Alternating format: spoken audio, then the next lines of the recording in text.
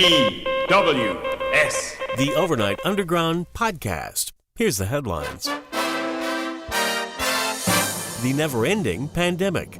The Black Panthers protest Kung Pao chicken. Did you see the size of that chicken? Death sentence by video chat. And Joe Rogan is f***ing rich. These stories and more coming up on today's Overnight Underground News.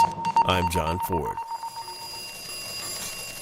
Who's up for the pandemic lasting till next summer? Are you kidding me? Yeah, I didn't think so. The website Task and Purpose have allegedly uncovered a leaked Pentagon memo that warns of a, quote, real possibility of COVID-19 resurgence and the very real possibility of a vaccine not being available until the summer of 2021. I warned you!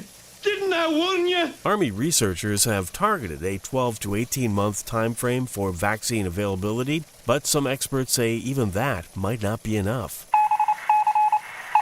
And the hits, they just keep on coming. A report from the University of Pennsylvania's Wharton School is pretty scary. Their model predicts COVID-19 cases will reach just under 5.5 million, with a death toll close to 300,000 by the end of July.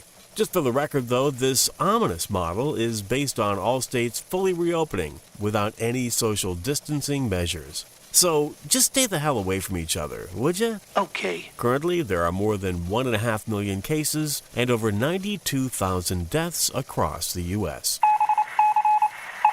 The White House, on the other hand, is presently predicting a swift economic recovery, though some experts think the West Wing might just be on the dope. You're high on drugs, I can see that. Reported in the Houston Chronicle, the Trump administration is conveying confidence that reopening states will counter the economic damage caused by COVID-19. Despite the shocking increases in unemployment and small business closings, White House economists are crossing their fingers and rubbing their elephants. Wait, can I say that? Yes, on this network you can. That the economy will roar back to life in the second half of this year. Good luck. We're all counting on you. Well, this seems kind of stupid. The new Black Panther Party staged a demonstration in D.C. on Tuesday, protesting what they say is China's racist treatment of Africans during the coronavirus pandemic. That seems okay. The stupid part? They decided a Chinese takeout restaurant called Yums was the perfect spot to stage their protest. Mother Jones writer Stephanie Mencamere, I got nothing here, copped the picket and posted the protest station on Twitter. Here's an edited bit of their demonstration, at least the part we could hear and possibly decipher. I can't hear y'all. Say it one more time. We gonna get it, what we gonna do? Y'all brought this bullshit ass virus over here, excuse my language. We not dumb. We are very well educated. We are here in the honor of him because he said his blood shed for us to be here standing where we are today. According to Mencamere, the restaurant, Yums is a, quote, beloved D.C. institution and home of the city's signature dish. Chicken wings and mambo sauce. You know, you just can't make this shit up. You can't beat the classics, I only say. Just imagine receiving a death sentence via video chat. And what may be only the second time in history, Singapore's Supreme Court sentenced a man to death over a Zoom video chat. 9 News Australia reports that a 37-year-old Malaysian national was sentenced to death by hanging for allegedly introducing 2 drug dealers to each other back in 2011. Wait a second. I think that's the real story here. He was sentenced to death for making an introduction. There's a motel up on the interstate.